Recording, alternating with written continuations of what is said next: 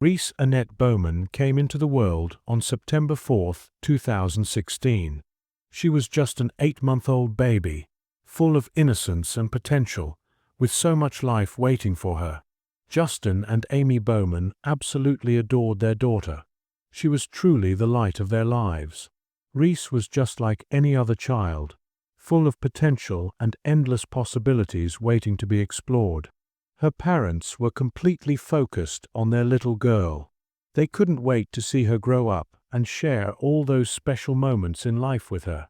But then, their dreams came crashing down in a way that was truly terrifying and beyond what anyone could have imagined. On May 23, 2017, Reese lost their life in a tragic murder. The terrible things that happened that day, caused by someone who was supposed to take care of her, not only took her life but also broke her family apart. Reese's death is a heartbreaking story that really highlights how vulnerable children can be and the tragic outcomes that can arise from neglect and cruelty. Just like a lot of parents out there, Justin and Amy Bowman found themselves balancing their work commitments while making sure their kids were looked after throughout the day.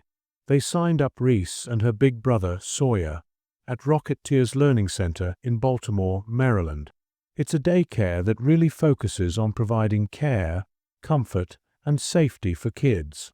Reese's parents felt confident leaving their kids at Rocketeers Learning Center while they went to work, just like many other parents do.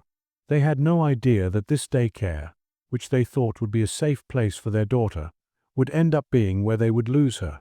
The situation that ultimately resulted in Reese's death began when Leah Walden, who worked at the daycare, came back from her lunch break. Reese was clearly feeling a bit off and not quite ready to take a nap, which ended up making Walden feel frustrated. Instead of recognizing that babies have their own unique rhythms and needs, Walden started to feel frustrated. In a moment that felt really harsh, she said something that would stick with everyone who heard it. "I'm just so done with this little brat." It's important to remember that feeling frustrated is completely normal, but that should never lead to resorting to violence. But on that particular day, it really was. In a moment of anger, Walden struck Reese while she was resting in her crib. Reese, feeling overwhelmed, kicked her legs in a frantic effort to break free from the harsh treatment she was enduring. However, Walden, who was supposed to be looking after things, ended up pinning Reese down with one arm. In a really harsh move, he smothered the little girl with blankets, taking her life in a way that no child, especially one so young, should ever have to go through.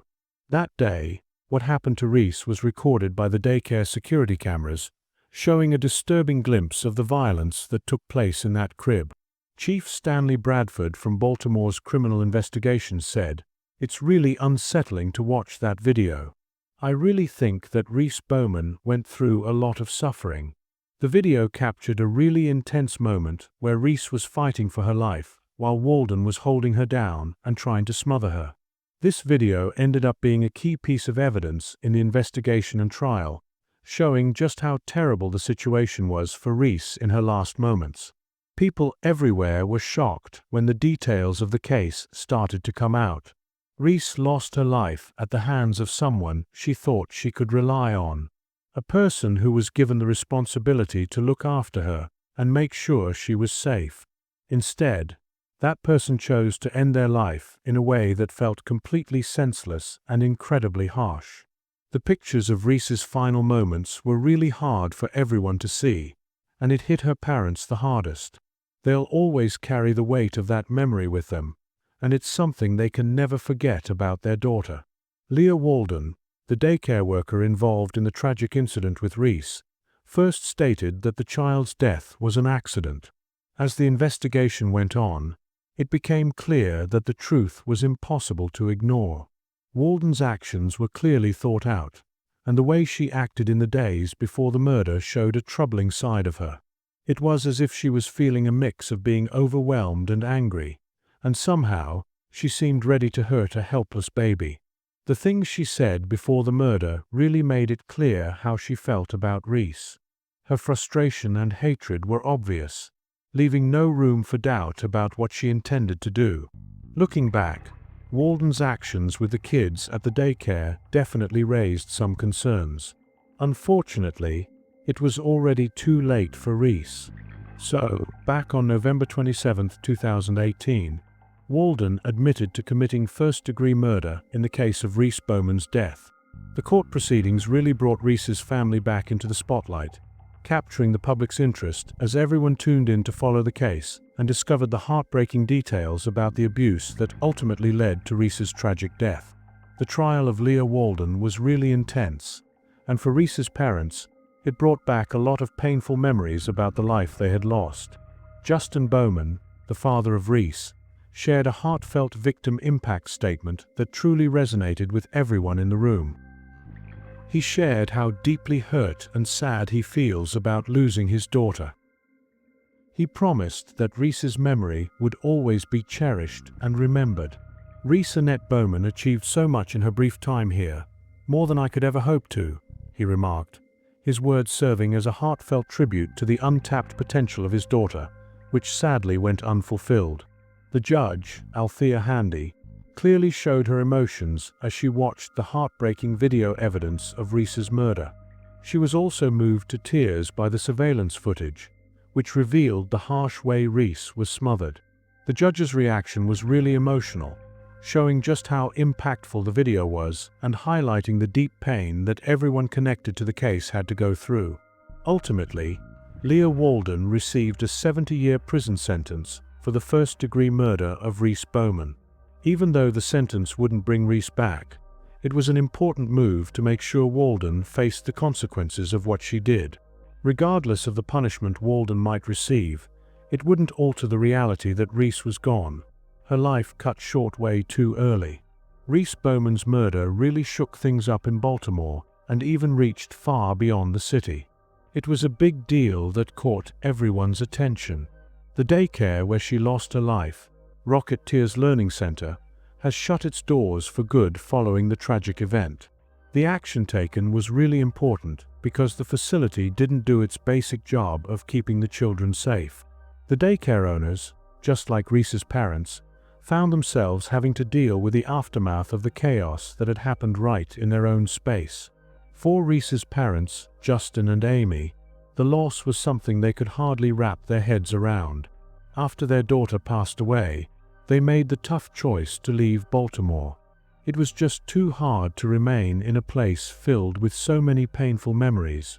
They decided to walk away from their jobs, their home, and the community they knew, all in search of some comfort and tranquility, far from the place that held the painful memories of losing their child. Justin felt overwhelmed by grief, and even the most ordinary moments, like watching a father embrace his daughter, could bring him to tears. Reese's passing had taken away something truly special from him, something that he could never get back. Reese's story, while incredibly heartbreaking, really highlights how crucial it is to prioritize child safety. It reminds us that we need to push for better rules and oversight when it comes to daycare facilities. The tragic death of Reese wasn't just about one person's mistake. It highlighted a bigger problem within a system that was meant to keep our kids safe.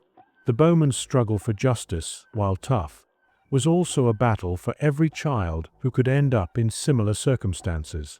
There was a hope that by bringing the truth to light, this case could lead to bigger conversations about child care and the rules surrounding daycare.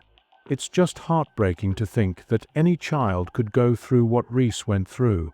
And for parents, the thought of losing a child like that is simply unimaginable. Reese's passing was truly heartbreaking, but it sparked crucial discussions about how daycare centers operate and highlighted the need for proper screening and training of daycare staff. The way things were set up, Reese had been let down in the most terrible way. Now, it was on the Bowmans and a few others to make sure that her story didn't just stop with her passing. They hoped that Reese's life would carry a deeper significance and serve as a source of inspiration for change, ultimately helping to safeguard other children in the future. Reese Annette Bowman may have had a brief life, but it was overflowing with love and warmth. The love her parents had for her, the love her brother Sawyer showed her, and the love she shared with everyone around her will always be remembered. Even though Reese's passing is a significant loss, her story still connects with many people across the globe. It's a gentle nudge for us to really appreciate the people we care about, to always look out for our kids no matter what, and to remember that their safety is something we should never overlook.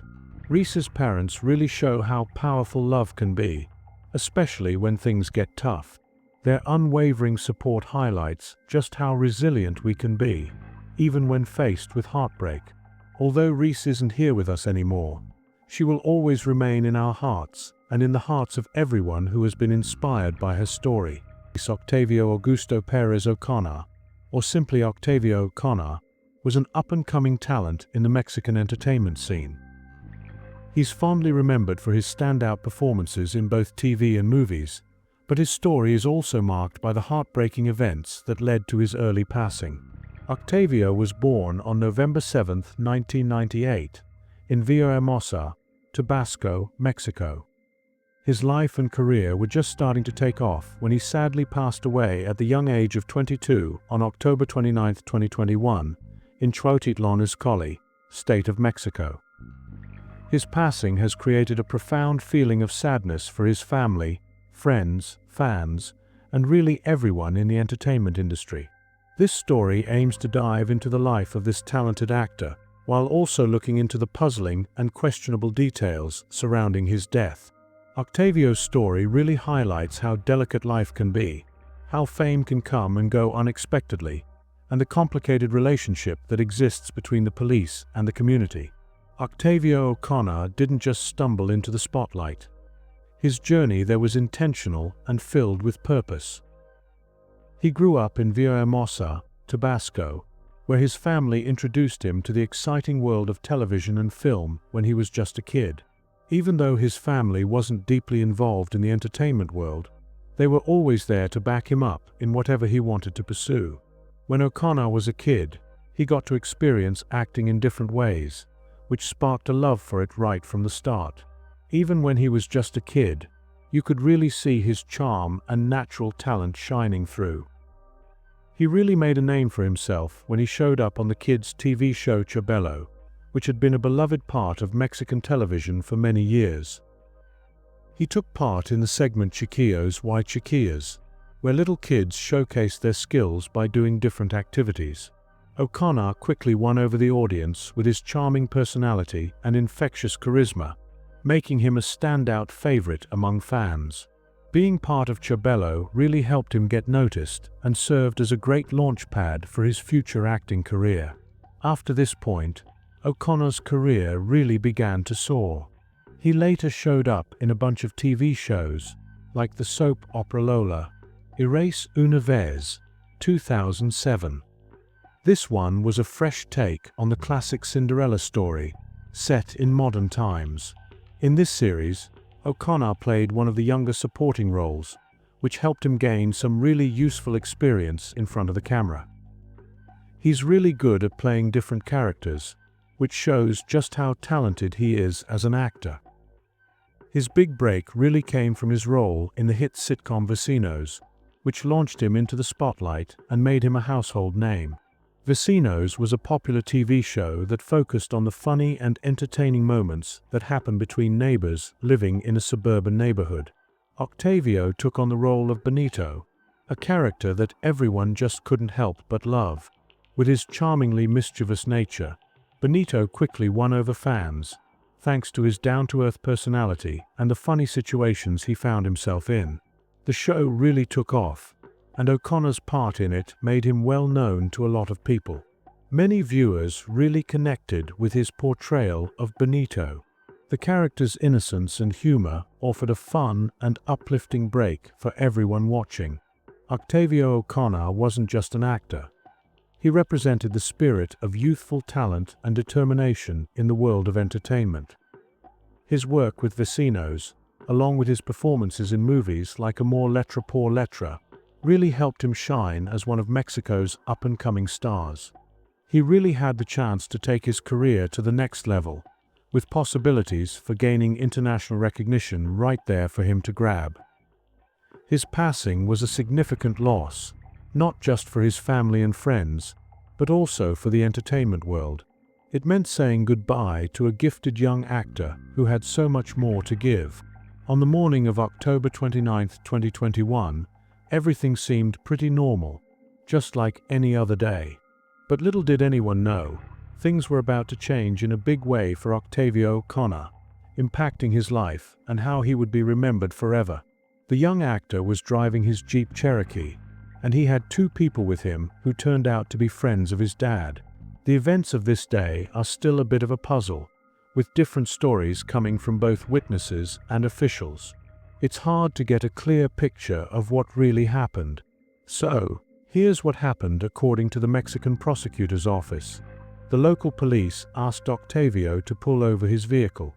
O'Connor reportedly didn't pay attention to their request and kept on driving, which led the police to start a chase. Things really picked up when O'Connor crashed into a few cars before getting onto the Camapalachiria highway. During this fast-paced chase, the police say that O'Connor reportedly picked up a gun and accidentally shot himself in the chin, which ultimately resulted in his death. The first statement from the police said that Octavio passed away due to a gunshot wound he inflicted on himself, and the authorities swiftly determined that it was a tragic accident. But, not everyone was on board with this version of events. It sparked a lot of skepticism and disbelief among many people. People who were there when the tragedy occurred shared a very different story about what took place on that unfortunate day. Some people who spoke up said that the police were the ones who shot Octavio O'Connor, instead of him accidentally shooting himself. According to the eyewitnesses, they claimed that once the police had pulled over O'Connor's vehicle, they started shooting, and he was struck by the gunfire. Additionally, there were allegations suggesting that the police had placed the gun in O'Connor's right hand, even though he was actually left-handed. This difference made people question how trustworthy the official story really is. As the investigation into his death went on, some unsettling new details started to come to light.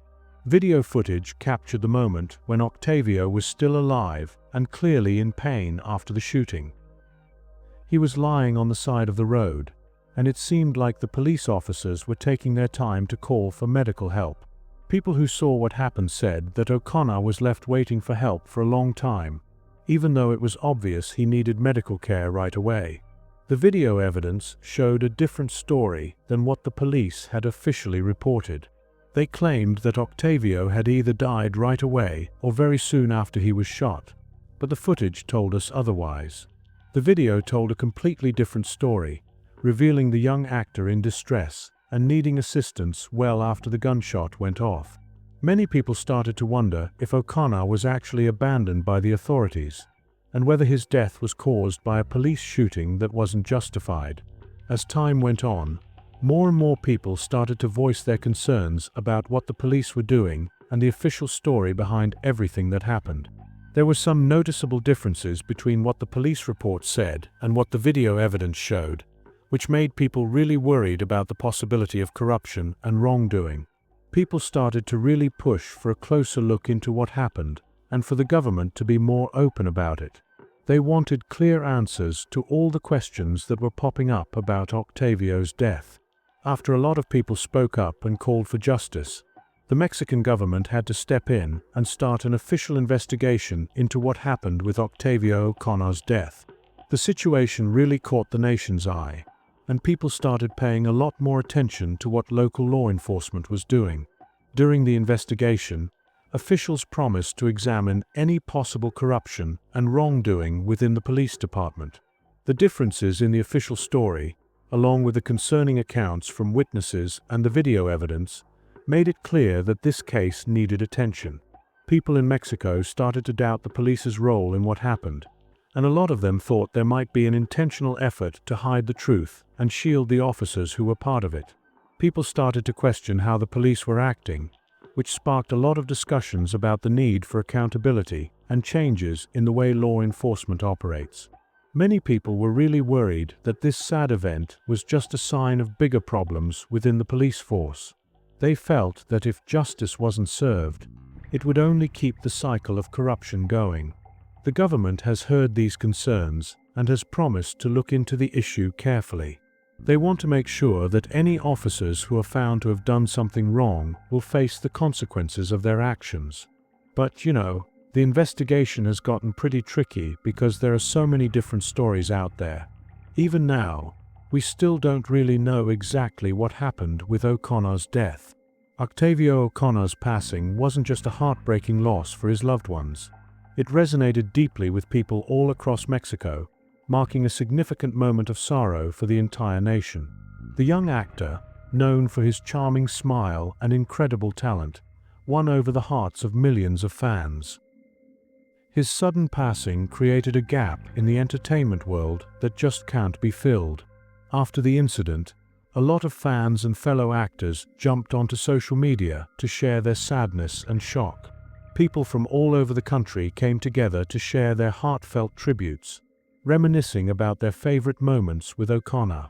Fans took the time to reflect on his incredible work in Vecinos and other projects, celebrating the impact he had on their lives. His passing served as a gentle nudge about how delicate life can be and how fame can sometimes be so unpredictable. Along with the deep emotional impact of O'Connor's passing, it also brought to light the continuing challenges surrounding police accountability and transparency in Mexico. His situation really highlighted some bigger problems we see with law enforcement and how the public feels about trusting those in authority. His death was viewed by many as a clear example of the deep-rooted corruption that affects the country, and it opened up a wider discussion about what can be done to tackle these issues. Even though Octavio O'Connor's life ended too soon, the impact he made continues to resonate with many. He'll always be remembered for his roles in Vecinos and various other TV shows, along with his significant contributions to Mexican cinema. O'Connor's work was more than just fun to watch. It really connected with the hearts of so many people.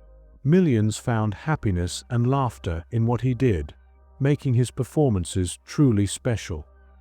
His charm and sense of humor really won people over, making him a favorite in the world of Mexican entertainment.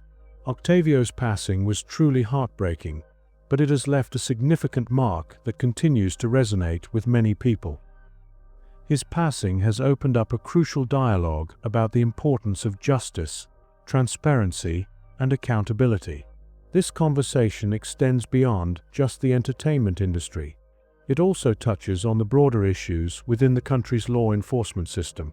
Octavio O'Connor's situation is going to keep being a key topic when people talk about corruption and how young public figures are treated in Mexico. Ultimately, Octavio O'Connor left this world much earlier than we would have liked, but the impact he made will continue to resonate in the hearts of his fans, family, and colleagues.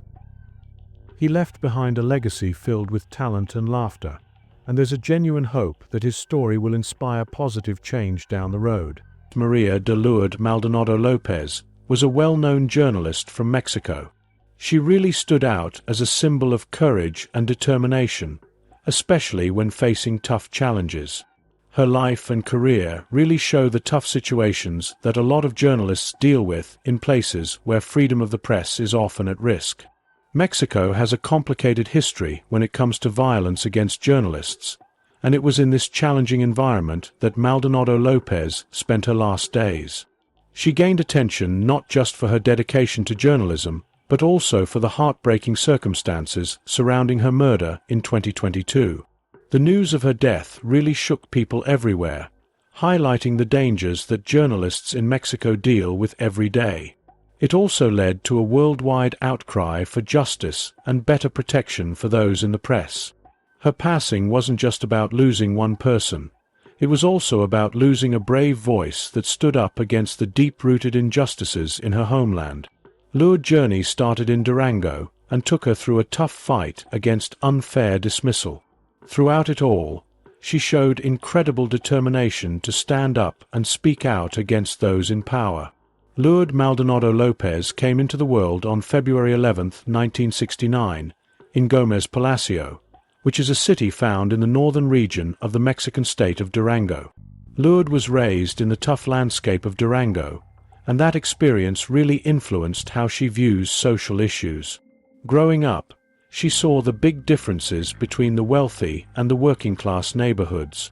This experience gave her a special viewpoint that would shape how she approached her work in journalism later on. She started her academic journey at the Autonomous University of Baja California, or UABC for short, where she focused on studying economics. Even though economics might not look like it's connected to journalism at first glance, the analytical skills she developed while learning about the country's financial and political systems turned out to be really important for her future career as a journalist. Lourdes had a unique way of looking at journalism. She knew it wasn't just about sharing what happened. It was also about piecing together the bigger picture and grasping how societal, economic, and political issues intertwined. Her education equipped her with the ability to connect with issues that truly matter to everyday Mexicans, particularly those facing challenges related to institutional corruption and corporate wrongdoing. Lourdes has always been really interested in figuring out what causes the inequalities in Mexico. This curiosity became a big part of her work as a journalist later on. Lourdes Maldonado Lopez kicked off her journalism career with a solid background in economics. This background really helped her tackle various issues from different angles. She became part of different media outlets throughout Mexico, building a name for herself thanks to her strong work ethic and her commitment to finding the truth, regardless of what it might cost her.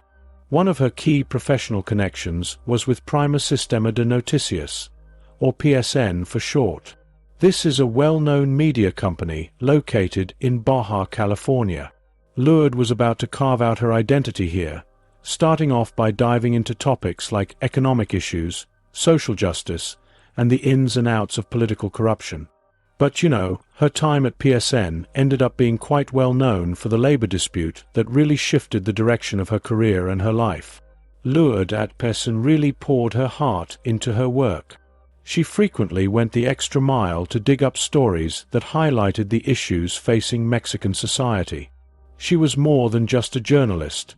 She was a true champion for fairness and transparency. She really dove deep into her reporting, focusing on stories that often don't get enough attention. This included the challenges faced by marginalized communities, the issues of political cronyism, and the everyday economic struggles of the working class. It wasn't just her work skills that caught everyone's attention. Her strong beliefs in justice were about to shine through as well. Back in the early 2000s, Lourdes found itself caught up in a lengthy labor dispute with PSN. After putting in years of hard work for the company, she found herself unfairly let go, and to make matters worse, her wages were held back. In Mexico, it's pretty common for journalists to deal with some tough situations. Many of them find themselves working for big media companies that don't pay well, or for poor working conditions, and provide little to no job security. This problem gets even trickier because a lot of these companies have strong ties to politics, which makes it really tough for workers to find justice. Lourdes was just like that too. She took legal action against PSN for being unfairly let go and asked for compensation for her unpaid wages, which totaled over $20,000. What started as a personal struggle for fair pay quickly turned into a larger movement against the unfair treatment and exploitation of journalists in Mexico. Her battle was truly something remarkable. Lourdes was under a lot of pressure to back down from the lawsuit, but she stood her ground and didn't waver. She emerged as a prominent figure representing a larger cause aimed at improving the treatment of journalists in Mexico. This labor dispute, though it felt very personal, was actually a piece of a larger issue affecting the media landscape in Mexico. Journalists like Lourdes frequently faced unfair treatment, and there was often a lack of respect for their rights and the important role they play in society. She would find herself in a legal battle that stretched on for several years. Throughout this period, Lourdes became known as a person who wasn't afraid to voice her opinions about her employer. She was also prepared to stand up against the strong forces that tried to quiet those who disagreed. She was looking for fairness, not only for herself but also for everyone else who had quietly endured their struggles. As Lourdes continued her legal fight, she started to get threats, which is something that happens often to journalists in Mexico. It was obvious that by trying to take a stand against those big media companies, she had put herself in the crosshairs. Back in 2019, Lourdes found herself in a tough spot. With all the intimidation and worries about her safety piling up, she decided to reach out for help. She publicly requested protection from the Mexican government. During a press conference, she reached out directly to President Andrés Manuel López Obrador, asking for help and a promise that she would be safe while doing her job. Lourdes had support in her struggle. She was just one of many journalists and human rights advocates in Mexico who were reaching out for help from the government. They were all dealing with rising dangers from criminal groups, corrupt officials, and influential business players. Mexico has been known for being one of the most perilous places for journalists for quite some time. There have been a significant number of journalist killings, and unfortunately, many of these cases are still unresolved. Even though she publicly asked for help and protection, the government's response just didn't meet her needs. Without a strong system in place to safeguard journalists, Lourdes found herself at risk in the tough world of Mexican politics. In this environment, those who shine a light on corruption frequently face serious dangers. Back in January 2022, Lourdes finally achieved that long-awaited legal win against PSN. It was a moment she had been looking forward to for quite some time. She finally got the $20,000 that she had been working so hard to earn. But, her win didn't last for long. Just a few days later, on January 23, 2022, Lourdes was sadly taken from us in a tragic murder. She was tragically shot and killed right outside her home in Tijuana, and it all happened in front of her own vehicle. Her death wasn't just another pointless act of violence. It represented years of fighting, of standing firm for what she truly believed was right. Lourdes was only 52 when her life was tragically cut short, yet in those few years, she managed to become a powerful symbol of resistance and integrity. Her murder fits into a really disturbing trend of violence aimed at journalists. In January 2022, Lourdes became the third journalist to lose their life in Mexico, making it one of the most dangerous months for journalists in the country that many can remember. Mexico has been known as one of the most perilous places for journalists for quite some time. The tragic death of Lourdes really brings to light the serious dangers that those who choose to stand up and speak the truth to those in power have to confront. The tragic death of Lourdes Maldonado Lopez really shook things up, not just in Mexico but across the globe. It's a story that has caught everyone's attention and sparked a lot of conversations. Several organizations, like UNESCO and various international press freedom groups, spoke out against the violence targeting journalists. Audrey Azoulay, the Director General of UNESCO, expressed that Lourdes' passing is truly heartbreaking. She emphasized the need for the Mexican government to act swiftly to ensure the safety of journalists and to bring those responsible to justice. The murder really got people talking and stirred up a lot of anger, leading to many voices demanding justice. This also sparked discussions about the increasing sense of impunity in Mexico, where a lot of journalist murders remain unsolved. When we fail to hold those who commit violent acts accountable, it sends a clear message that these actions are not just accepted but can happen without any consequences. Mexican President Andrés Manuel López Obrador, who faced some criticism regarding how his government deals with press freedom, shared his condolences and described Lourdes' death as regrettable. Still, the absence of real steps to tackle the core problem of journalist safety made a lot of people wonder if the government was genuinely dedicated to safeguarding the press. The International Federation of Journalists, together with other advocacy groups, has urged for a thorough investigation into Lourdes' death. They also highlighted the importance of enhancing protections for journalists. Her death wasn't just a one-off event.